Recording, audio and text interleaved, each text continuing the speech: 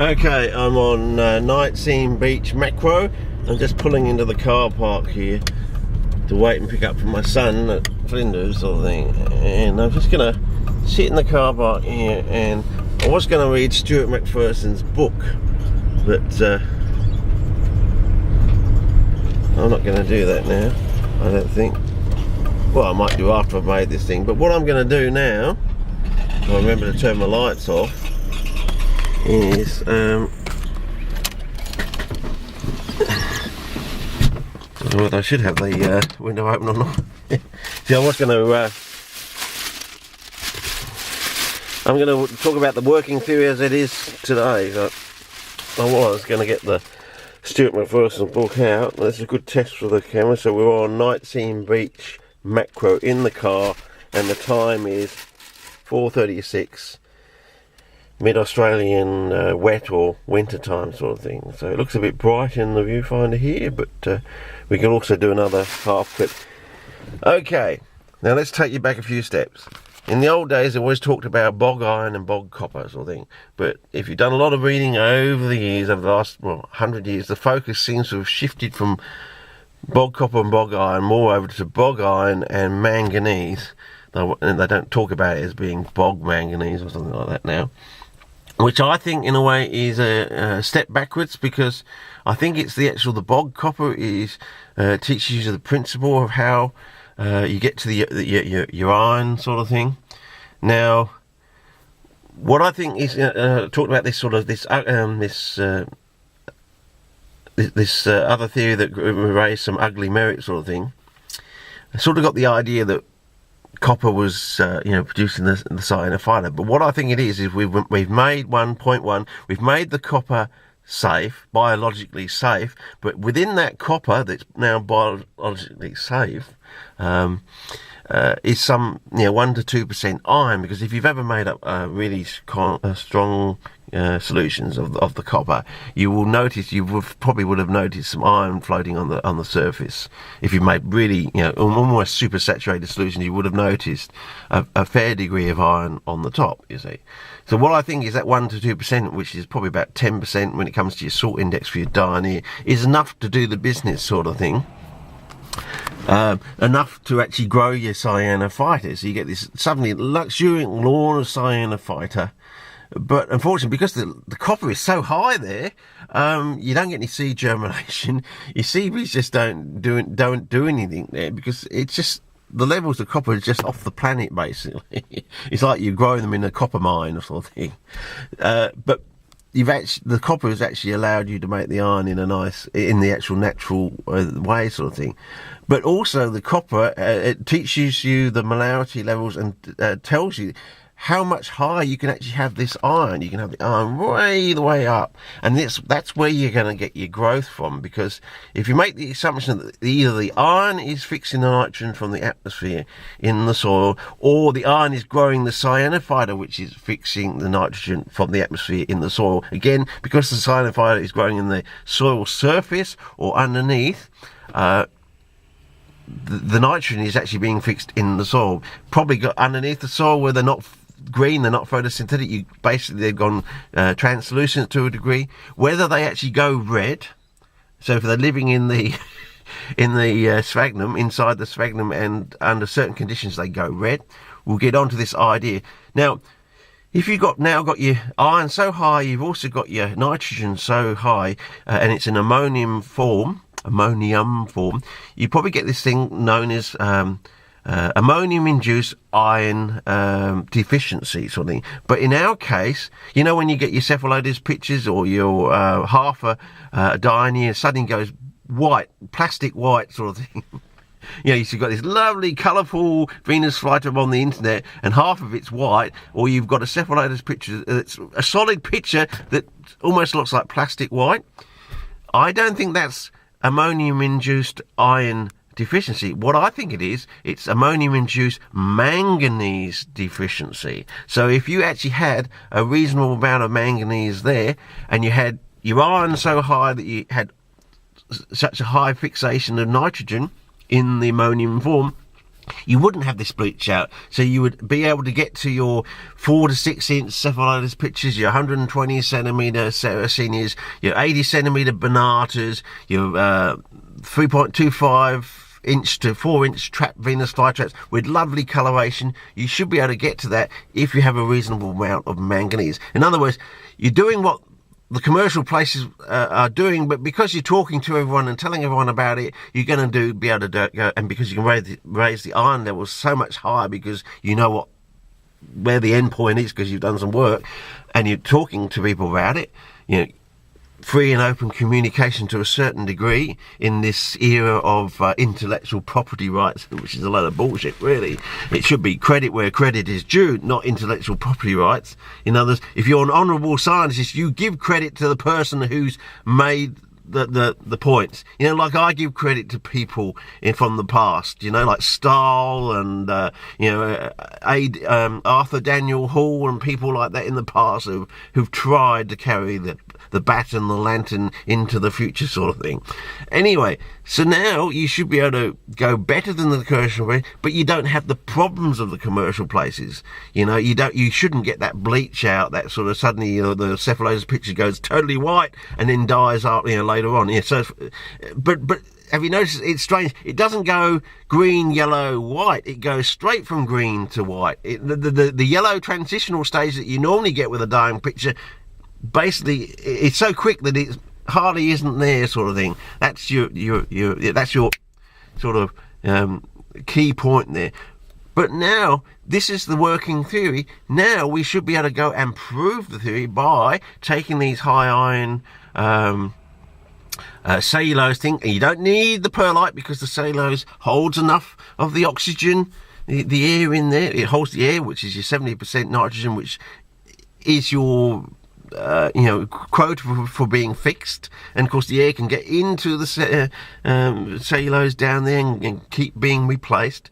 But once the oxygen is used up, you've basically got an anaerobic high nitrogen environment sort of thing. So these cyanophyta, which are somewhat microaerophytic to anaerobic organisms, can actually grow in there, and and because the iron's there, any stray oxygen is going to be fixed up there to a certain degree.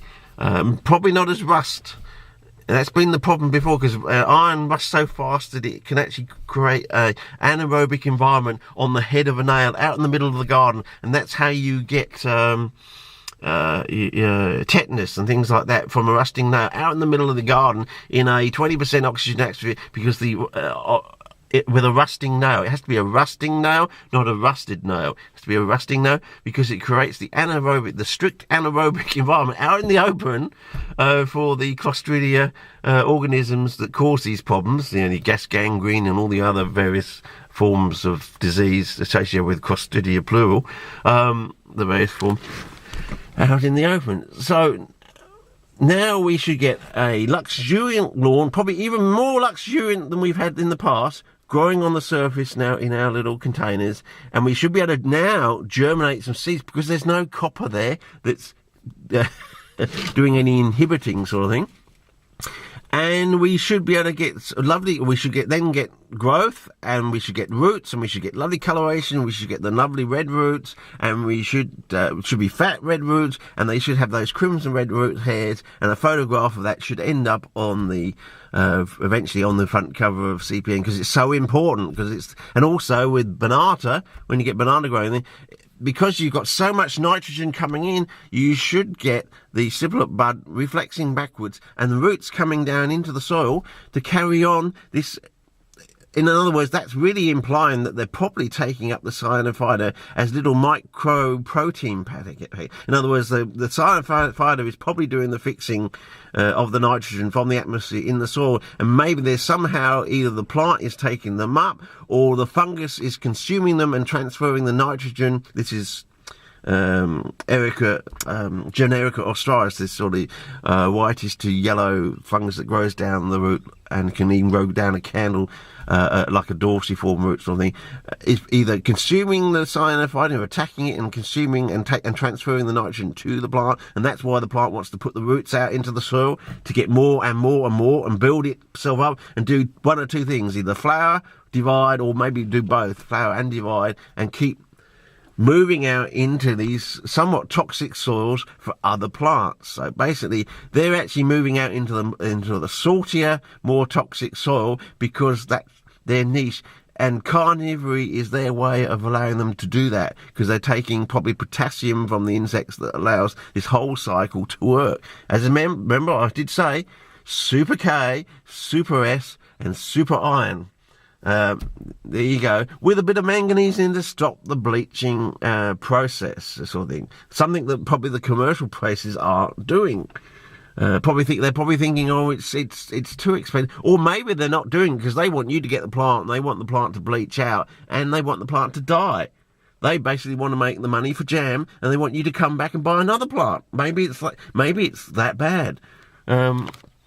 They've got into this greed, intellectual property rights, and they're making money for jam. They want you to come back, and they want to keep making money for jam, and they want to keep making more and more money for jam, and they don't even want to put out any information whatsoever at all. I don't know if that's what it is, but I think we're going to break the camel's back fairly shortly, and I think it's going to be the photograph of really fat red roots with crimson red root hairs on the front cover of CPN. It's going to draw the line in the sand, and you're going to have plants that grow very quick, very big, very sturdy, and be very colourful. And basically, that's when the CP revolution begins. I know this has been a long rant, but it just suddenly come to me, and we're now going to go through and we're going to prove it, because that's what the science is all about. Now we've done all the work to get all our levels roughly work out, got a working hypothesis, we can now just start plugging things out, and we can start ticking off the boxes one at a time. One, we should get a luxuriant growth of cyanophite. It should grow better than it's grown before because the iron is so high. That's point one. We should now then be able to germinate some seed on that lawn of cyanophite because there's no copper there to impede any germination of the seedlings, sort of thing.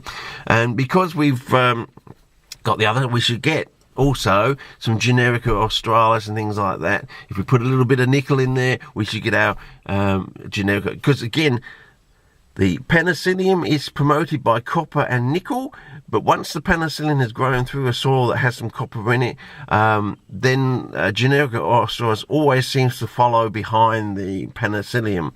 But if there's no copper there, then basically you're negating the growth of the penicillium but promoting the growth of the secondary grower, which is your Generica australis, which does the mycorrhizal transfer work. And whether it actually attacks the cyanophite that are growing underneath in the soil in a non-photosynthetic mode, I don't know.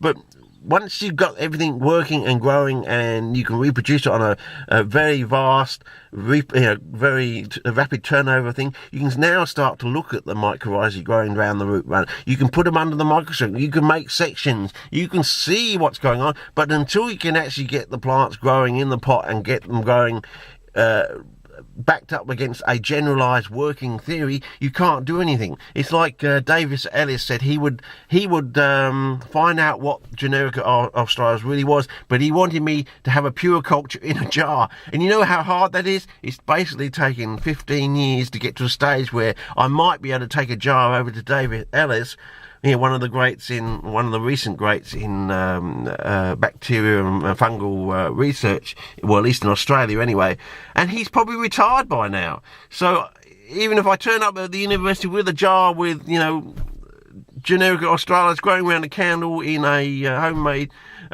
pretty, well-defined medium, he might not actually be at the university, and I might have to track him down in retirement, and he may either do it pro gratis or something, or send it off to someone else who'll do it for him, because he made that commitment back in the late 90s, early new millennium, that if I got it in a pure form and if he's a man of his word, if he's a scientist that gives credit where the credit is due, he will do that. He said, no, if you bring a jar to me with a pure culture there, as best as you can get it, As I said, it's a mycorrhizal fungus. So, you know, you've got to have a few things there in the jar to make it work. You know, it's not like a regular fungus or thing. If he's an honourable chap, and he's a scientist that believes in where credit, he will do something about that. He will find out what it is, because I've done the 15 years of work to get it into a jar sort of thing. But this is a long rant. It's going to probably take me 2 days to upload, but I think it covers most of the bases.